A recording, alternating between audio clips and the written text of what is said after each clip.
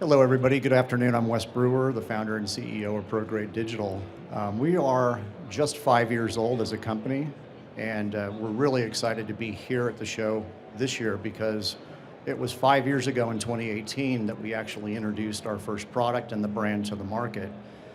That time we showed something that was really forward-looking. It was a CF Express card, which nobody had actually integrated into a camera yet at that time.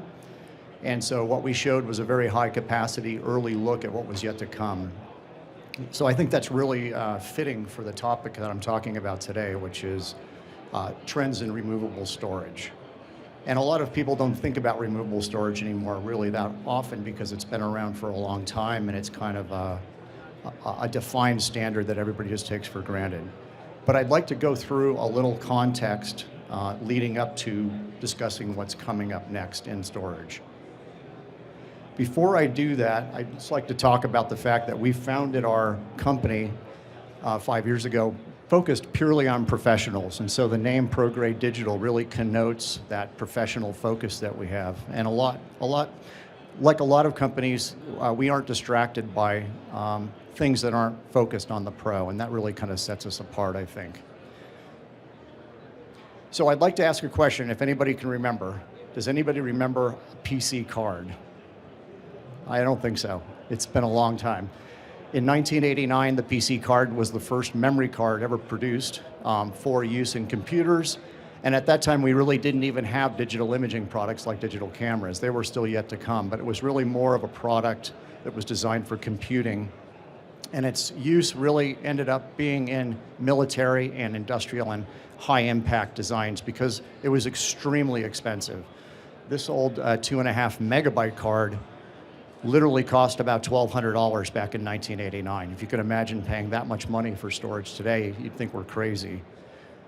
But the card came, and as you can see how long ago this is, the name on that card is SunDisk, and that's the name of SanDisk before they actually had to change their name because of some microsystems. So a long time ago. And then next came compact flash, and I think a lot of us are familiar with that. Compact flash was one of the first mainstream memory cards that were used in digital cameras, pioneered by Canon and SanDisk at the time. And it was really revolutionary because it took all that storage capacity that was in the big PC card I showed from 1989 and compressed it down into a very compact form factor. And I'm going to talk a lot about what makes a storage card today successful in the market. And one of the things that the compact flash had going for it at that time was that it had an adapter, and it actually allowed you to connect the compact flash card back into the PC card environment where the PC card had been used in laptops and rugged devices, as I mentioned. So that was one of the things that allowed it to springboard forward. I'll talk more about what makes these standards successful in just a moment, but that's just a point of note for you. And after that, we had SD. And of course, SD's been around for a long time. You've probably all used these. They were extremely popular in the heyday of point and shoot cameras. And now that things have moved on and cell phones have really taken over where point and shoot were used in the past, it's really relegated to the pro space today. And you have a couple of different classes of products. The V90 standard is the most common, and it's used for the highest resolution capture where SD is used in cameras today. After SD, CFast was brought out. And in fact, this is a CFast card here. And these cameras today, I believe, are from Blackmagic, and they're using our CFast cards to capture this production live here. CFast was a real big step forward because you moved from an era with SD UHS-2 of 300 megabytes per second up to 500 megabytes per second in capture performance. It was also a serial-based interface, so it was extremely good with the amount of pins that were required to support the standard at the camera interface level. And as you can tell, it's still here today, so it's been a successful standard. After CFast, something called XQD was brought out by Sony, and they partnered with Nikon at that time and started introducing cameras for the very first time that utilized the PCIe interface. And that's really kind of the starting point for what I'm going to talk about for the rest of the presentation. PCIe today is the standard going forward for removable storage, and I'll show you why that is in just a few minutes. But the fact that XQD came out first really paved the way for what followed, which is CF Express. And this is a CF Express card. And when I mentioned we got our debut here 5 years ago at NAB showing CF Express, this is basically the product that we showed. It's a little larger than an SD card, and I think a lot of you have probably tried these in cameras if you're a pro shooter today. But what it really allowed was the addition of much higher speed, Gen 3 performance level, 2 lanes, and it had a robust form factor, so it's not flimsy and lightweight like an SD card. It actually is designed for pro use. And because it's actually physically larger, it's easier to handle. It lasts longer. It doesn't fall apart as easy as an SD card does. And it also, as you can see with the one I'm holding in my hand perhaps, and what's shown up here, it's got a metal case around it, and that allows you to dissipate heat a lot better than a pure plastic design like an SD card. So for a lot of reasons, and this is the kind of the point of the presentation, where removable storage and memory cards are going is the PCIe standard, and CF Express is that standard, and I'll talk more about that now. So before we jump right into CF Express, I wanted to just touch really quickly, what makes a removable card standard successful? And some of this is borne out by history, some of that I just talked about. Wide industry support. So the governing body for CF Express today is called the Compact Flash Association. It has in its membership of about 100 companies, every major camera manufacturer that's out there today. And without that buy-in from those camera manufacturers, this standard would not be successful, as you can imagine. So having a wide industry standard organization and support in those standards is super critical. Open standards are very important. I talked a moment ago about XQD, and some of you might remember Memory Stick that also Sony did. Those were somewhat closed standards when they came out, and so the adoption rate of those standards was very slow in coming because of that. Now today, XQD is kind of gone, it's behind us, and it's been transitioned to CF Express. But the basis of it was really the PCI interface and what Sony did outside of the standards organization. Performance scalability, I'll talk about this a little bit more on the next slide, but the PCIe interface can run at 1 lane, it can run at 2 lanes or 4 lanes. The CF Express standard is based on all 3 of those configurations. So that makes it extremely scalable. If you've got a cinema class product, you can use 4 lanes in a storage device, or if you've got a small, relatively lower performance mirrorless camera, you can use a single lane if you like. And then the fact that each time you introduce a new generation of card, speed is important, and I'm going to talk a little more about why that is in just a second. File size and resolution of image capture in particular are what's driving that trend. And then the fact that it's flash optimized. A lot of operating systems in the past have been focused on rotating magnetic or hard drives, and they're not that suited to storing data effectively and efficiently on flash memory. So the NVMe standard, or non-volatile memory extension support, is really what broke through and made flash memory really, especially with PCIe, the next wave and allows us to get a lot of performance out of such a small memory card. And then lastly, backward compatibility is important. And with SD, we've seen backward compatibility since the 2000s time, and that's made it successful. It's kind of stalled now, and PCIe is trying to make its way into this standard, but for a lot of reasons, the backward compatibility problems that are associated with that on such a small card and having to accommodate all those pins on the back of the card is kind of a bottleneck. And that's where CF Express, again, kind of shines. So this is CF Express 2.0. That's what we're shipping today. That's what's in all the cameras out there today that utilize that. For example, the Red V Raptor, a lot of the Canon Professional series, the Nikon Z9, some of the Panasonic stuff, all use the CF Express Type B with the 2.0 standard. And again, as I said, when we introduced our first product 5 years ago, we were utilizing this speed level, but this was not really seen in the marketplace. So if you can imagine, I talked about a moment ago, CFast at 500 megabytes per second, SD at 300 megabytes per second. Now all of a sudden we jumped way up, 2,000 megabytes per second, theoretical maximum performance level. In terms of real-world performance in the camera, if you've got the right thermal conditions present, 1,700 megabytes per second read speeds, 1,400 megabytes per second sustained write speeds are possible. So that's, as I said, 3x faster than CFast that came before it, 5x faster than the fastest UHS-2 SD card. So a real move up in performance. And this is just a little overview of the CF Express standard. So we've got the Type A card on the left. That's most commonly seen in Sony cameras today, but it does have the promise to eventually replace the SD card. As prices come down and adoption by various camera companies starts to materialize over the next 1 to 2 years, we will see the Type A card eventually replace SD in the super high-end part of the market that uses SD today. The Type B card is the one I've been talking so much about and what I showed a moment ago, this size. And then there's also a Type C, which is 4-lane, as I was mentioning. The standard allows for 4 lanes and a larger form factor. Today, as of today, nobody has developed a Type C storage device, but that's wide open and ready to go. If, for example, an ARRI wanted to replace something that they were doing with a codex drive, you could see them going to a Type C form factor. So what are the drivers? What's the reason why we need faster storage and lots more storage and lots more capacity? Longer burst captures, and I know this is primarily a video capture show, but in the still imaging world, almost all of the major mirrorless cameras have adopted for still capture CF Express. And when you get into long burst capture, so you don't miss that critical scene, you need to be able to have a card that can continue running fast beyond the limits of the buffer that's built into the camera. Once that buffer runs out, the speed of the card is super critical to keep that burst shooting going at the same frame rate.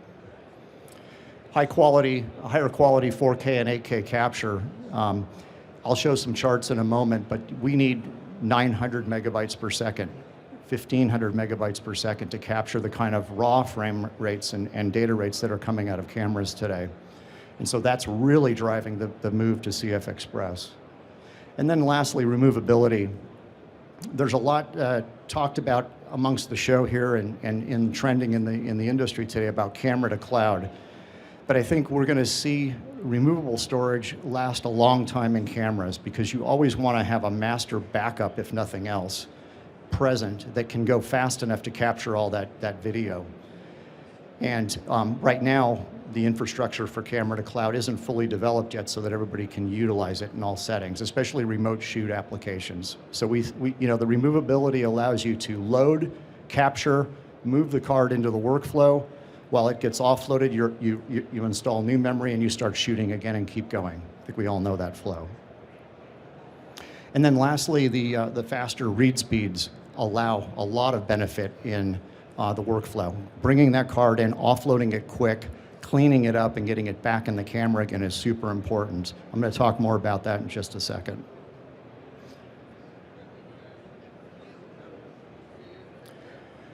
So just a couple points on the size of files today. Here's a little look at still imaging. Full frame sensors have really made their way into the smaller bodied cameras, especially in the mirrorless area. The Micro Four Thirds camera, which has been out for a long time now, 20 megabyte file sizes started that trend, getting larger and larger files. APS-C sensors, 62 megabytes or double the Micro Four Thirds size are not uncommon. And then lastly, what we're really seeing today the most is a full frame sensor. And we're seeing, for example, in the Sony A7 or Alpha 7 R5, 177 megabytes per image, per file size per image. So this, in the still imaging area, it's a combination of burst shooting and much larger image sensors that are driving the need for speed and capacity in that market. In the video area, everybody knows 4K, 6K, 8K. This has been the trend now for quite some time. Depending on where you fit into that capture spectrum, broadcast, more episodic, or cinema, your capture requirements vary.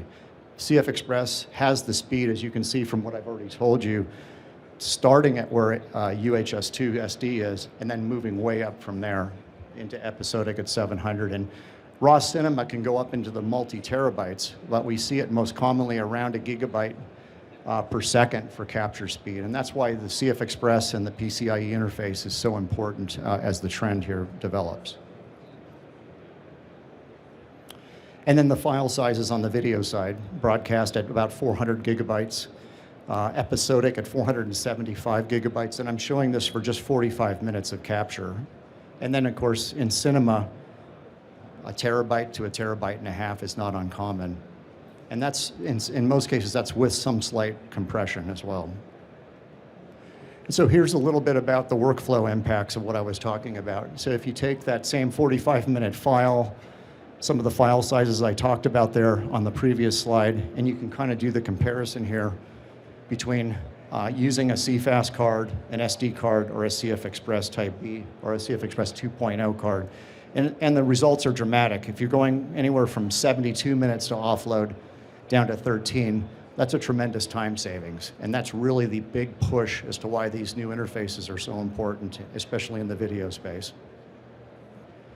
So the other thing I wanted to talk about before we go to the end is card maintenance. A lot of people don't realize it, but after you use a card, erase it, rewrite it, keep using it over and over again for multiple shoots, it can get fragmented. And that fragmentation drives down performance to the point where you could actually start dropping frames and not achieve the full performance that the card originally had. So getting a card getting dirty is a problem. What we do to fix that today is something called a sanitize command. And that's the way to do a very, very fast, just a couple of seconds, deep level format without taking the time to completely do the old style format, which can take 10, 15, 20 minutes to fully erase a big volume card. So sanitize is something that's built into CF Express. We've also built it into our SD cards, even though it's not a part of the standard. And the other thing is reliability. Before you go out on a big shoot, you definitely want to make sure that you're not taking a card that's almost worn out. So with something called SMART, that's another command that's built into cards, you can actually check to see how much use that card has had over its life. And then you can actually decide to take it out of the workflow before it fails, so you don't have a failure on a critical shoot. So this card maintenance of cleaning and restoring lost performance and measuring health is really important, and it's something that's commonly overlooked. So a little plug for our company here, we market a software utility called Refresh Pro. And what Refresh Pro does is it actually utilizes the smart function in the cards, whether it's SD or CF Express, and even our CFast cards. It uses the sanitize function to restore that lost performance, monitor health, and for about the last 6 months, we've been shipping the capability also to upgrade the firmware in the card in the field, which is super important because over time, new cameras come out, a bug can arise where you found a latent issue in the design and the compatibility, and if the user in the field can actually upgrade that firmware, much like you would update the iOS on your Apple smartphone, you can keep going without having to send it back to the factory and have that changed or possibly throw the card away and get a new one. So in the case of our Refresh Pro, if you see that R logo that I'm showing over here on the side, those cards are capable of using the Refresh Pro software that we sell. And it's a real time saver, and it's extremely affordable. As you can see, you can actually download it from our site for free and use it for 6 months and try it out to see if you like it. And then after that, if you do like it, you can continue to use it for $10 a year. So it's really a no-brainer. We've just announced a partnership with Hedge here at the show, where one of the core functions here of Sanitize is built into the new Hedge release. That shows you how important it is that Hedge has now endorsed this as a technology to utilize in the workflow.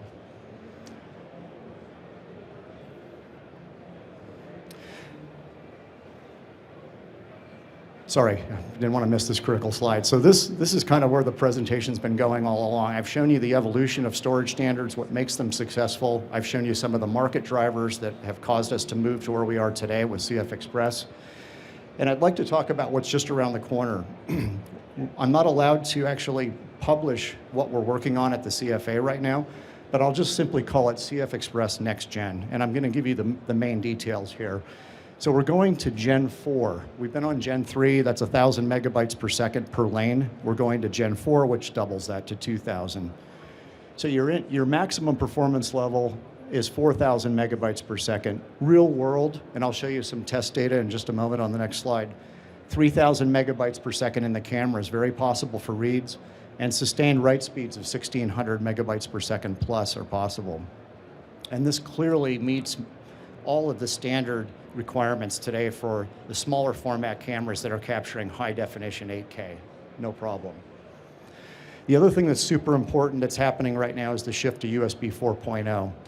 A lot of the readers, well, all the readers that we sell currently today are USB 3.2. That limits you to real world performance of about 900 megabytes per second transfer speed. USB 4.0 is going to up that significantly, up to 2,600 megabytes per second. So when you couple the CF Express card, especially with Gen 4 and the next gen, and the USB 4 technology, now the offload times go way down compared to what I showed you in the other chart just a moment ago. So we're looking at 2,600 megabytes per second, 2.5 times faster than the readers we sell today, and lower cost than Thunderbolt. And this is a bit of a controversial subject. Thunderbolt's a little more expensive. USB 4 is going to be more cost effective.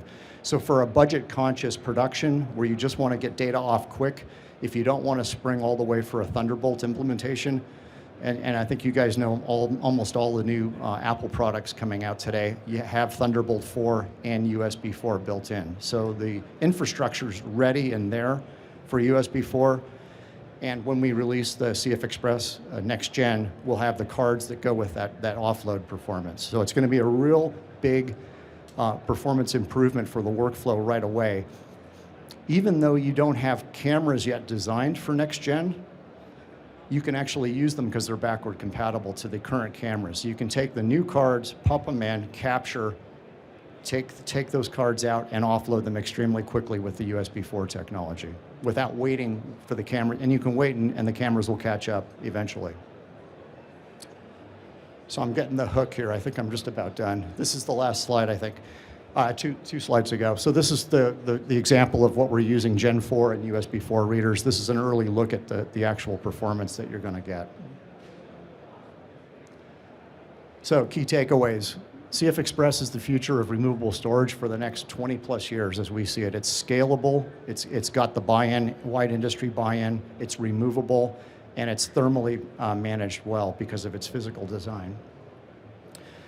It'll improve the workflow by at least 2x, and when USB 4 card readers ship, it'll unleash the full potential of what the new technology can do right away for the workflow, and then the cameras will eventually follow. And then the last thing is card maintenance is critical, so just remember Refresh Pro. Okay? Thank you.